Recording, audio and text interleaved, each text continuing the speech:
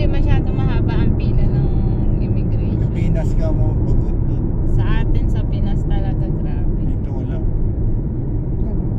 Pero nung pagdating namin, See you, Philippines! Kasi ano sila, kuya, yung tourist. Oo, dahil kasi yung visa niya ano eh. Oo, sa tourist kasi sila nakapila.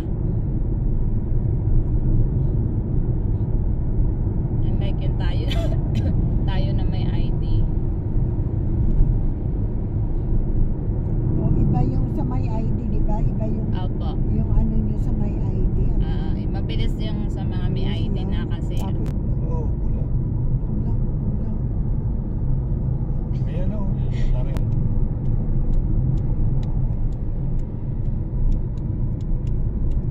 Gala muna kayo ni Duday. Pag-uwi. Magbasar po. Kasi ngayon, Thursday. Bukas walang trabaho. Maglasing kayo, Day. 2 days ako. Si ano, Duday. Kaya bawal ako yun sa uminom. reunion. Soup drinks lang si Duday. Si Soup drinks. Ilina kagabi para nakainom ng tanduay. Pulang-pula. Lakas ng tama. Ganon. Hamad International Airport.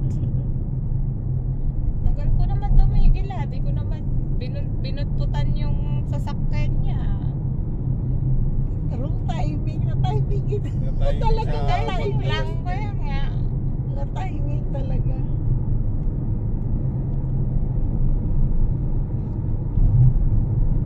Palaging ano? Ang camera 60 lang dito eh. Wala na, naka 40 na kami.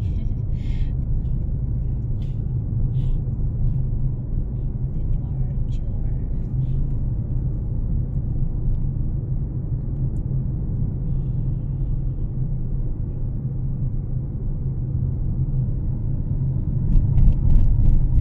Natatawa ako dito nung sino, ikaw yan ko, utos na calling. Anong gagawin ko? Paano ko Pero hahanapin yung... nagparada ka nun ah, di ba? Mm-mm. Nagpaparada ka nun. Pinapausod nga niya ako. Tapos habang umuusod ako, nagda-dial ako. Sabi niya sa akin, no calling daw. See you for Kaya sabi now. ko, paano kaya ako magtatawag?